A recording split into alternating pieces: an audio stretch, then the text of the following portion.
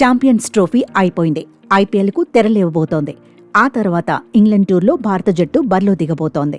5 టెస్టుల సిరీస్ ఆడబోతోంది. వచ్చే world test championship సైకిల్ను ఇంగ్లాండ్లోనే భారత్ ఆరంభించబోతోంది. ఇంగ్లాండ్తో పోటీ అంటే అంత ఈజీ ఏమీ కాదు. అయితే సరైన జట్టు, సరైన ప్రణాళికలతో బరిలో దిగితే ఆతిథ్య జట్టును చిత్తు చేయవచ్చనే చర్చ జరుగుతోంది. దీంతో భారత జట్టులో ఎవరెవరు ఉంటారు అనేది ఆసక్తికరంగా మారింది. ఇంగ్లాండ్లో చివరిగా 2022లో భారత జట్టు ఆడింది. అప్పుడు ఆడిన ఒకే ఒక్క మ్యాచ్లో ఓడిపోయింది. 2021లోనూ ఇంగ్లాండ్ టూర్కు వెళ్లింది. భారత్ 2-1తో సిరీస్లో ముందంజలో ఉన్నప్పుడు ఆఖరి మ్యాచ్ క్యాన్సిల్ అయింది. అదే మ్యాచ్ను 2022లో నిర్వహించారు. 2022లో జరిగిన మ్యాచ్కు రోహితే కెప్టెన్. కానీ ఆ మ్యాచ్లో హిట్ మ్యాన్ బరిలో దిగలేదు.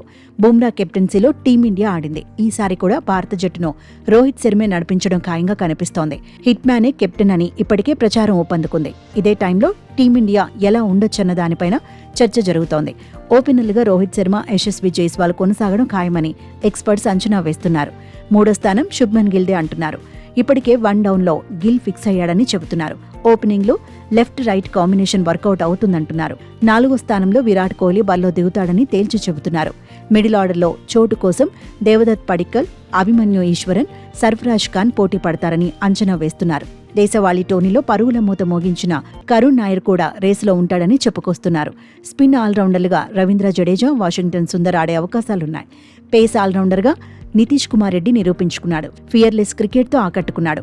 ఇంగ్లాండ్ టూర్లోనూ తెలుగు కుర్రాడిపై భారీ అంచనాలే ఉన్నాయి. ఫస్ట్ చాయిస్ వికెట్ కీపర్గా పంత్కి టీం మేనేజ్మెంట్ జైకొట్టడం ఖాయమే. కేఎల్ రాహుల్ ప్లేస్పై అనుమానాలున్నాయి. టెస్ట్ టీంలో ధ్రువ్ జురేల్కు చోటు దొరక్కపోవచ్చు. పేస్ యూనిట్ను జస్ప్రీత్ బుమ్రా లీడ్ చేస్తాడు. షమి కూడా జట్టులో ఉంటాడని ఎక్స్పర్ట్స్ అంచనా వేస్తున్నారు. సిరాజ్, ఆకాశ్దీప్, ప్రసిద్ధ్ కృష్ణ కూడా జట్టులో చోటు కోసం పోటీ పడతారని చెబుతున్నారు. మొత్తంగా ఇంగ్లాండ్లో బరిలో భారత జట్టుపై ఇప్పటి నుంచే చర్చ జరుగుతోంది.